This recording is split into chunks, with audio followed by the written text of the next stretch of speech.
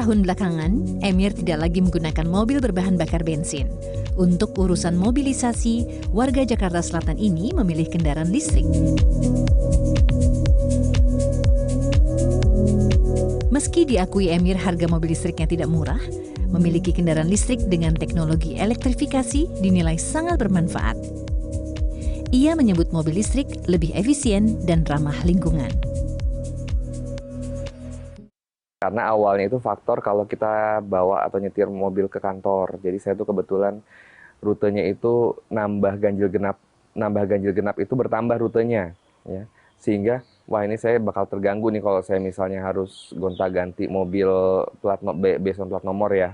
Dan kita mungkin nggak ada juga gitu kondisinya waktu saat itu. Dari situlah akhirnya ada funding yang kayaknya cukup.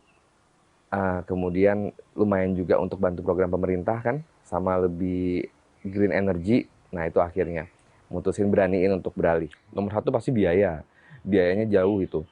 Ketika kita pakai mobil konvensional misalnya anggaplah bahan bakar 1 juta per bulan. Ini kalau pakai mobil listrik ini kan tinggal kurang lebih 150.000 1 bulan gitu. Untuk rute jarak yang sama.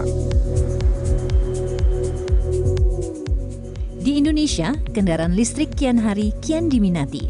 Perhatian masyarakat mulai beralih dari kendaraan konvensional berbahan bakar fosil ke kendaraan listrik. Pemerintah Indonesia juga menyatakan kesiapannya dalam menghadapi era kendaraan listrik. Regulasinya tertuang dalam Peraturan Presiden Nomor 55 Tahun 2019 tentang percepatan program kendaraan bermotor listrik berbasis baterai atau Battery Electric Vehicle.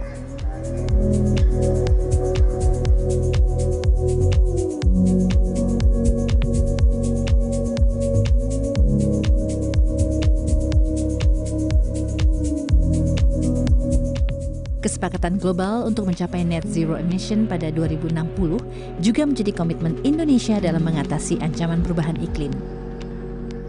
Kendaraan listrik adalah salah satu solusi untuk memperbaiki kualitas udara.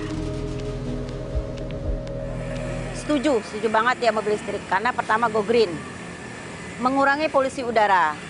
Yang kedua hemat energi katanya gitu ya. Hemat energi. Menurut saya itu sebenarnya langkah yang bagus ya. Tapi mungkin pemerintah juga harus mikirin sumber listriknya ya.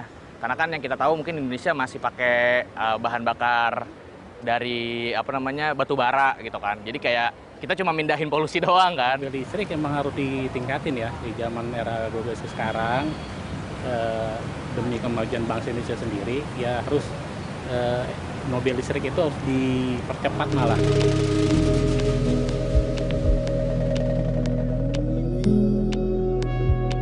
Beberapa produsen kendaraan listrik menyebut penjualan mobil listrik terus mengalami peningkatan. Salah satunya Wuling Motors yang berhasil menyabet sebagai mobil listrik terlaris Indonesia pada Agustus 2022 hingga September 2023, yaitu sebanyak 11.000 unit. Wuling optimistis ke depan pasar mobil listrik di Indonesia semakin mengalami peningkatan. Investasi pabrikan otomotif ini juga telah digelontorkan untuk menjalankan aktivitas produksi dan membangun ekosistem mobil listrik di Indonesia.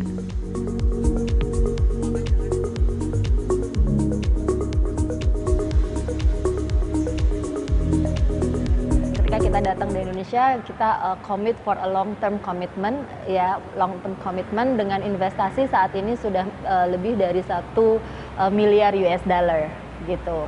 Kita punya pabrik di Cikarang, kapasitasnya 120.000 vehicle dengan luas 60 hektar, di mana 30 hektar itu untuk manufacturing proses dan 30 hektar lagi untuk supplier part. Kalau kita ngomongin ini mobil listrik ya, Indonesia itu sangat-sangat punya potensi besar. Kita lihat yang pertama, kalau kita ngomongin mobil listrik, yang pertama itu adalah dari sisi demand, customer acceptance-nya, yang kedua itu dari sisi infrastructure dan ekosistemnya.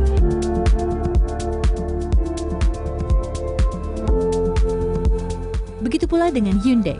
Penjualan mobil listrik perusahaan otomotif asal Korea Selatan ini menjadi yang terlaris sepanjang Januari sampai Juni 2023, yaitu sebanyak 3.543 unit.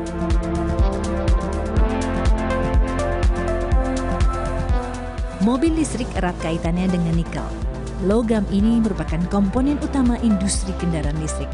Nikel menjadi bahan baku utama baterai pada kendaraan dengan elektrifikasi sebagai penyimpan energi listrik. Di antara negara-negara lainnya, Indonesia memiliki cadangan nikel terbanyak di dunia. Total cadangan nikel nasional mencapai 21 juta ton. Volumenya setara dengan 22% cadangan nikel global pada 2022.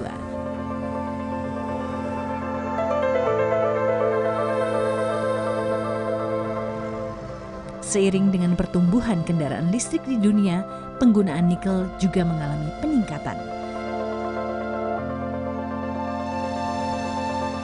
Untuk menaikkan nilai tambah komoditas nikel, Indonesia telah menerapkan larangan ekspor biji nikel mulai 1 Januari 2020. Kini, pemerintah tengah gencar mendorong hilirisasi industri di sektor nikel.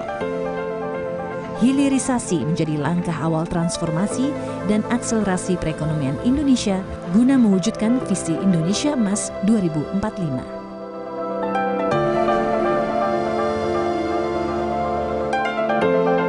Jadi kita nggak menutup diri kok, kita terbuka. Tapi kalau kita suruh kirim bahan mentah terus enggak, stop. Jangan berpikir Indonesia akan kirim bahan mentah. Nikel pertama. Udah stop. Tahun depan mungkin bisa stop bauksit. Kalau smelter kita siap, stop bauksit. Sehingga kita bisa membuka lapangan kerja, hilirisasi, industrialisasi di negara kita. Bauksit sudah, tahun depannya lagi, stop tembaga. Karena smelter kita di Gresik sudah mungkin hampir selesai, stop. Sebagai produsen terbesar nikel dunia, Indonesia telah bertransformasi dari negara pengekspor menjadi pemain kunci global. Cita-cita Indonesia untuk menjadi raja baterai kendaraan listrik bukan sesuatu hal yang tidak mungkin. Kebijakan hilirisasi akan menguatkan daya saing ekonomi nasional dalam menghadapi kondisi perekonomian global.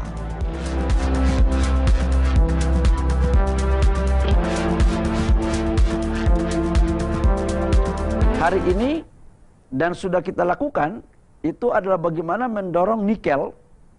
Sekali lagi, kita mendorong nikel untuk melakukan processing sampai dengan hilir. Minimal 70%, 60-70% nilai tambahnya harus terjadi di Indonesia. Jadi Indonesia akan menjadi negara satu-satunya di dunia yang membangun ekosistem processing baterai dari mining, prekursor, cathode, kemudian baterai sel, sampai dengan recycle-nya, sampai dengan mobilnya. Nilai biji nikel yang diolah menjadi ferronikel akan bertambah 10 kali lipat. Sedangkan jika diolah menjadi stainless steel, akan bertambah nilainya menjadi 19 kali lipat.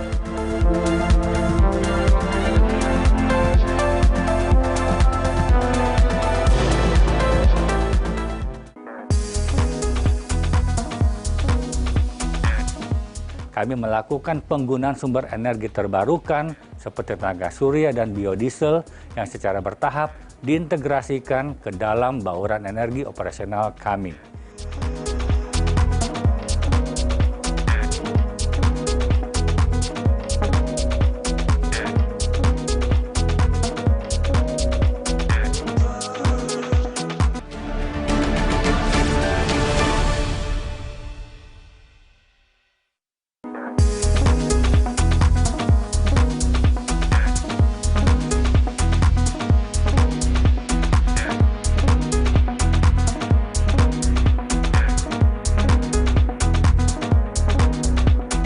Hilirisasi nikel mampu mendorong transformasi ekonomi. Nilai tambah dari produk hilirnya meningkat 33 kali lipat dibandingkan nilai bijihnya.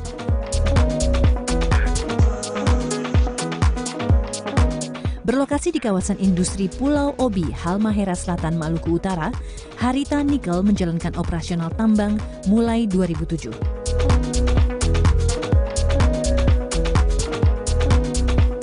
Mulanya, perusahaan tambang ini mengekspor biji nikel ke luar negeri.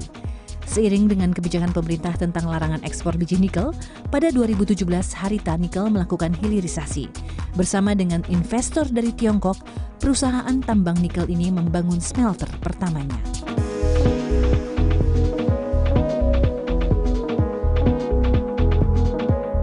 Smelter dengan teknologi Rotary Kiln Electric Furnace atau RKEF mengolah nikel berkadar tinggi dengan saprolit menjadi produk ferronikel dengan total produksi ferronikel 1 juta ton per tahun.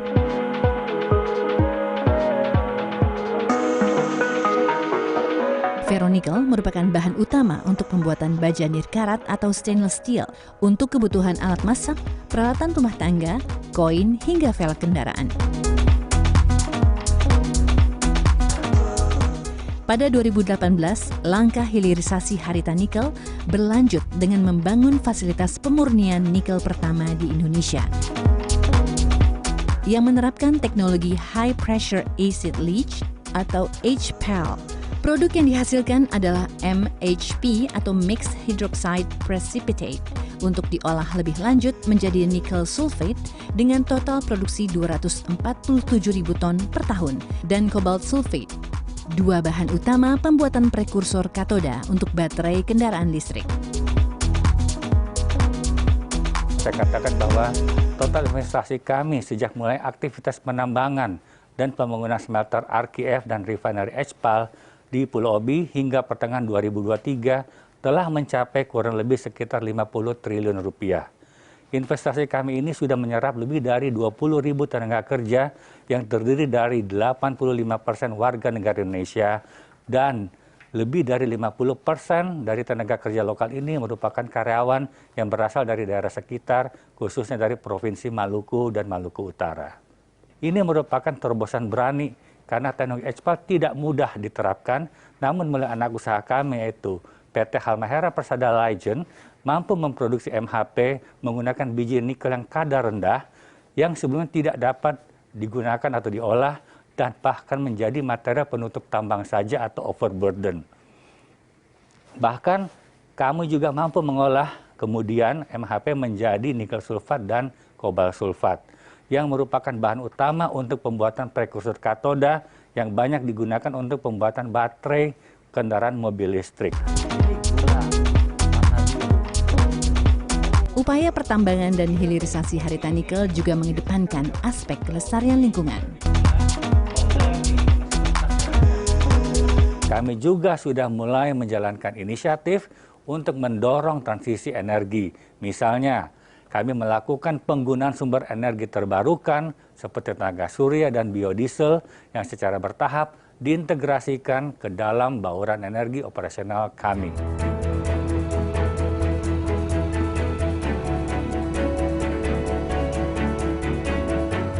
Pembangunan smelter juga memberikan multiplier effects atau efek berganda bagi perekonomian nasional yang berdampak pada kesejahteraan masyarakat di sekitarnya. Di antaranya adalah terbukanya lapangan kerja baru dan hadirnya industri terkait. Nikel adalah komoditas strategis di masa depan.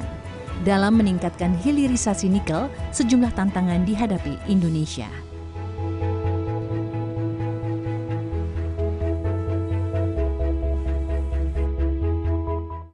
Kita harus jujur mengakui bahwa tantangan itu besar sekali. Satu, yang pertama adalah ekosistemnya itu harus dibangun. Ekosistem dari industri, rantai pasok dari baterai itu kan nggak hanya satu komponen, hanya bahan baku nikel sebagai bahan baku kan. Pasti butuh hal-hal yang lain yang itu mungkin perlu dibangun. Itu yang pertama. Yang kedua, kita membangun industri itu juga butuh orang ya. Yang ketiga adalah teknologi. Karena isu teknologi ini kan juga ada kompetisi ya.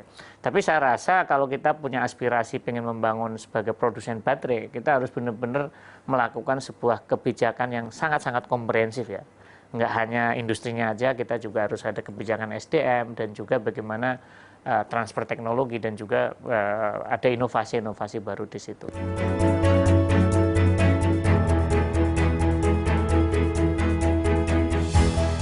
Indonesia punya peluang besar untuk menjadi produsen utama dalam industri baterai dunia. Selain karena meningkatnya industri kendaraan listrik, hal ini juga didukung dengan upaya dunia melakukan transisi ke energi baru terbarukan.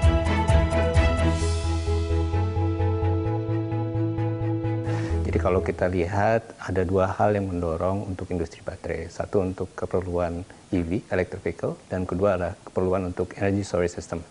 Nah, untuk EV kita bisa lihat itu demand diperkirakan secara total akan mencapai hampir 40 gigawatt hours di 2030. Jadi sebelumnya kita melakukan nikel, kita ekspor. Tapi nikel dengan kita olah menjadi industri baterai yang terintegrasi itu merupakan multiplier effect yang sangat bagus untuk negara. Jadi contohnya dari nikel kita olah menjadi battery materials, itu peningkatan dari sisi nilainya bisa sampai 11 kali lipat. Kemudian dia menjadi baterai EV itu hampir 25 sampai 30 kali lipat. Multiplier effect-nya ya untuk Indonesia itu untuk proyek yang sedang kami lakukan bisa hampir 2.400 triliun rupiah dalam jangka waktu 20 tahun.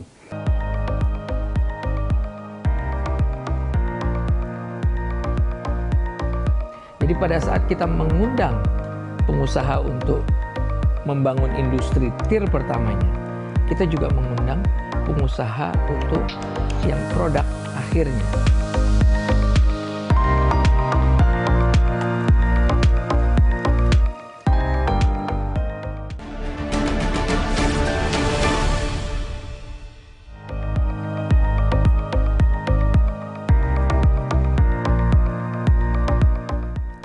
Hilirisasi industri memiliki sederet manfaat, mulai dari meningkatkan nilai tambah komoditas, menambah penerimaan negara, menarik investasi, hingga menyerap banyak tenaga kerja dalam negeri. Dalam sasaran hilirisasi nikel, Indonesia menargetkan untuk menjadi 5 pemain besar dunia dalam hal produksi baterai kendaraan listrik untuk memenuhi permintaan global akan baterai kendaraan listrik. Lewat kebijakan hilirisasi, Indonesia menyasar untuk menjadi 2 besar produsen stainless steel dunia dengan beroperasinya smelter pengolahan nikel di dalam negeri. Tidak hanya berdampak positif pada sektor penambangan dan pengolahannya saja, hilirisasi nikel juga mampu memperluas dampak ekonomi sektor pertambangan secara luas. Proyeksi nilai investasi pada 2023 hingga 2040 mencapai 127,9 miliar dolar Amerika Serikat. Proyeksi peningkatan devisa mencapai 81 miliar dolar Amerika Serikat pada tahun 2040 dan mampu menyerap tenaga kerja hingga 357.000 orang hingga tahun 2040.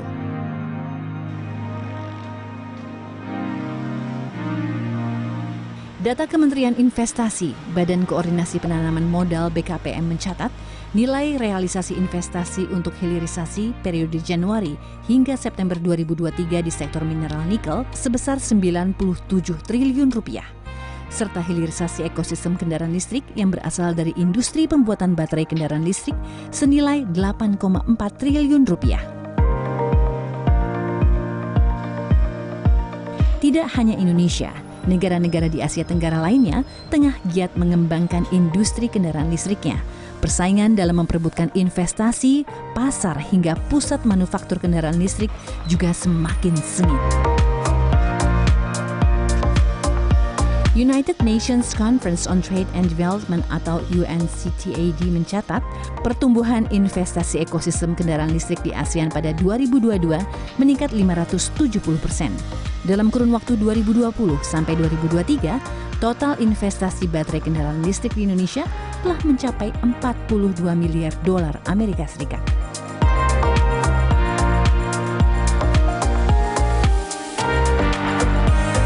Menurut data Sekretariat ASEAN, selama 2019 hingga 2022, aliran investasi asing untuk industri kendaraan listrik di kawasan ASEAN paling banyak masuk ke Indonesia dengan total mencapai 17,8 miliar dolar Amerika Serikat. Namun dari sisi total produksi dan penjualannya, Indonesia masih berada di bawah Thailand.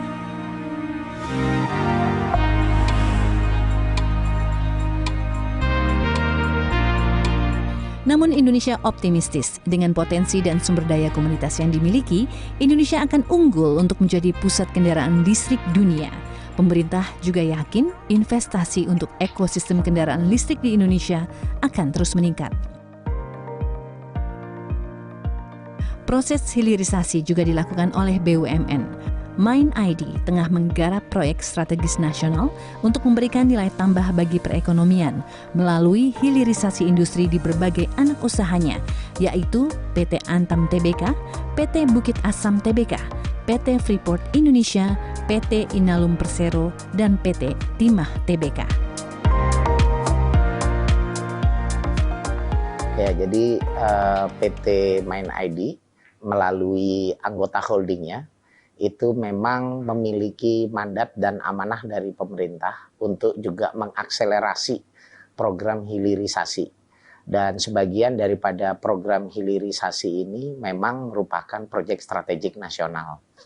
Di dalam melaksanakannya tentunya MindID menganut azas tentang good mining practices, di mana harapannya dapat mensukseskan proyek-proyek strategik ini bisa memberikan manfaat secara langsung maupun tidak langsung bagi pertumbuhan ekonomi di Indonesia dan masyarakat di sekitarnya. Kita melihat bahwa dampak terhadap pertumbuhan ekonomi, porsi daripada nilai industri pertambangan ini cukup besar, hampir sekitar setengah sampai dengan 1% kontribusinya terhadap PDB Indonesia. Dan dari PDB Indonesia itu yang 0,5% itu mungkin kita juga memberikan kontribusi sekitar 0,25%-nya. Dan ini sebenarnya terdiri dari yang langsung maupun yang merupakan multiplier.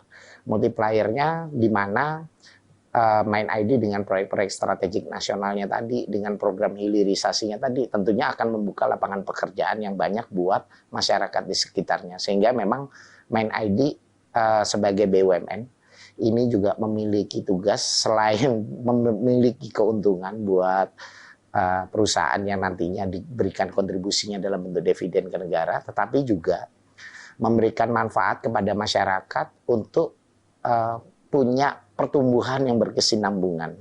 Karena kita memiliki mutu untuk bisa tumbuh bersama-sama dengan masyarakat dalam mewujudkan kemajuan bangsa Indonesia.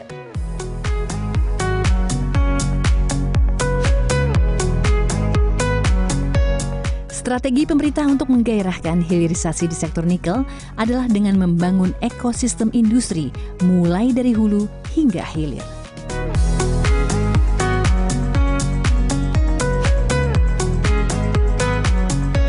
Kita membangun ekosistemnya. Jadi kita mengundang investor untuk membangun industri mulai dari hulunya, dari tambangnya, kemudian produk pertamanya atau kita bilang tier pertama dari hilirisasi itu sampai kepada end produknya. End produknya untuk baterai itu adalah mobil listrik. Jadi pada saat kita mengundang pengusaha untuk membangun industri tier pertamanya, kita juga mengundang pengusaha untuk yang produk akhirnya kendaraan listrik, dan itu yang sudah terjadi, ya. Bahkan baterai dari nikel ini itu bisa di recycle. Kita pun sudah mengundang investor untuk recyclingnya. Maka investor di tengahnya, ya, kalau tadi smelter yang pertama itu menghasilkan misalnya prekursor dan sebagainya, itu pun sudah tier kedua sebetulnya. Maka yang batu baterainya dan sebagainya itu datang sendiri mereka. Jadi lebih confidence untuk masuk ke Indonesia. Kenapa? Karena kita bangun dari hulu sampai ke hilirnya. Mereka lihat itu. Jadi jelas pasar domestiknya saja itu sudah ada. Kemudian kalau mereka mau masuk ke internasional pun, maka untuk pasokannya itu sudah aman dari dalam negeri. Jadi misalnya industri kendaraan listrik tadi, ya mereka jelas, mereka bisa dapat dari seluruhnya itu dari Indonesia. Sehingga nanti selain market Indonesia, mau market global pun mereka siap dengan bahan bakunya. Dari hilirisasi nikel ini, kita sudah melihat neraca perdagangan kita. 2017 nilainya sekitar 3 miliar. Pada saat itu nikel yang kita jual adalah nikel sebagai bahan mentah atau biji nikel atau nikel ore. Kemudian tahun 2020 kita menghentikan ekspor nikel dalam bentuk biji nikel atau bahan mentah Kemudian kita dorong untuk melakukan hilirisasinya. 2022, ekspor kita yang tadinya 3 miliar 2017 meningkat jadi 33 miliar. 10 kali lipat. Nah, ini dalam waktu 5 tahun itu kita bisa meningkatkan sebesar itu. Untuk yang nikel, itu dampak dari perdagangannya. Investasinya bagaimana? Investasinya tadinya untuk 5 besar nikel itu 2019 dia nomor 4. Kemudian naik ke nomor 3, nomor 2. Di 2021, 2022 dia sudah menjadi nomor 1. Artinya realisasi investasi di industri pengolahan nikel ini itu sudah menjadi yang terbesar dari sisi investasi. Nah, kalau dari sisi penciptaan lapangan kerja, salah satu daerah yang memiliki sumber daya nikel ini Maluku Utara. Ya, Maluku Utara itu menjadi satu daerah yang pendapatan daerahnya ya itu dia PDB-nya tertinggi seluruh Indonesia. Kalau nggak salah 27%. Kemudian ada survei tingkat kebahagiaan, ya, saya juga baru tahu. Ternyata masyarakat yang paling bahagia di Indonesia itu adalah masyarakat Maluku Utara. Nah, itu mungkin salah satu dampaknya, ya, yang sudah dirasakan bukan hanya mendapatkan lapangan kerja, tetapi untuk daerahnya pun ternyata ekonominya meningkat begitu pesat.